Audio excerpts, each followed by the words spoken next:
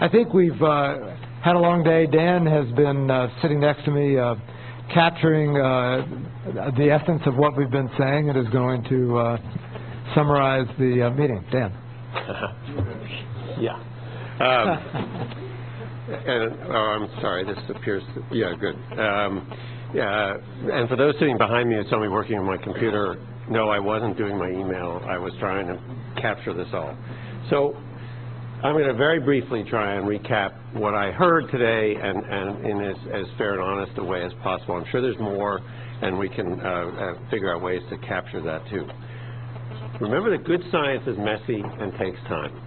There are multiple paths and dead ends, so it's not surprising that there are all these questions in some ways.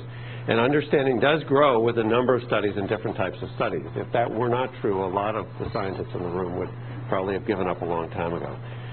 We also heard today life is risky and we all die. And some causes of why we die are well understood. There are a lot that are not well understood. I'm going to talk about 5 questions that I think we tried to address. What do we know about PM and premature mortality nationwide? What do we know about PM and premature mortality in California? What study might we use if we were trying in California to estimate these things? How should uncertainties be included? And what do we know about the constituents and the sources of PM, including diesel? Could you just hit this until it fills the screen? Bart Cruz asked me to very briefly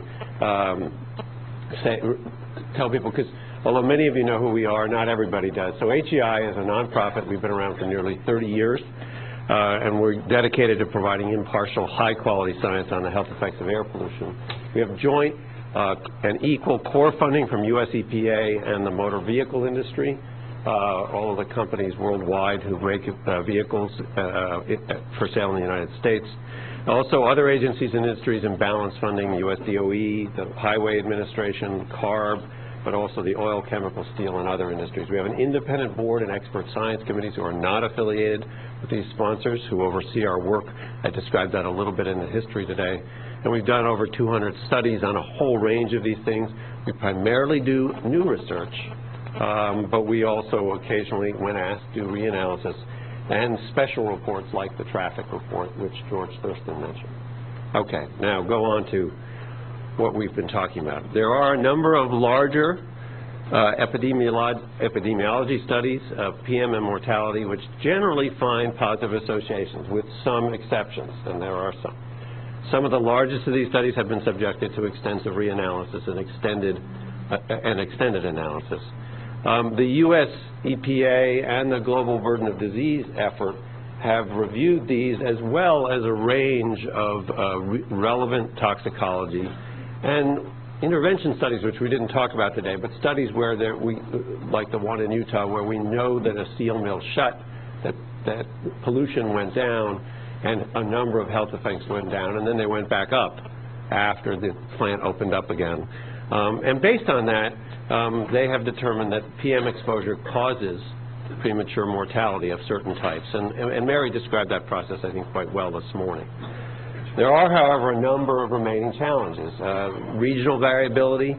Not every study has found results in every part of the country. On one hand, the Medicare cohort didn't show effects in the West, whereas the NMAPS study showed stronger effects in Southern California, New England, and industrial Midwest, but not really in the rest of the country.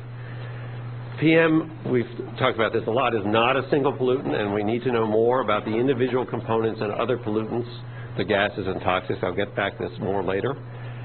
Residual confounding, although some of these studies do a lot, much more than past studies, to try and control for individual confounding possibilities. There's always the possibility that some degree of remaining confounding is in the studies we talked about, socioeconomic status as being an example of that. And we have the challenge of the rising age of the cohorts we've been working on, and the likelihood that they become less useful as they age because they're going to be less sensitive to any effects we might be trying to tease out. The story in California is not radically different, but there are somewhat fewer studies, but there are several epidemiology studies that have tried to estimate PM mortality risks in California. There's the ACS study in Los Angeles, the California Teachers study, the OSMOG study for the female results, the first follow-up to the California Cancer Prevention Society 1 study, which did find positive associations. The second follow-up to that study, and it's a little unclear, but the OSMOG male results did not find such strong associations, or did not find associations at all.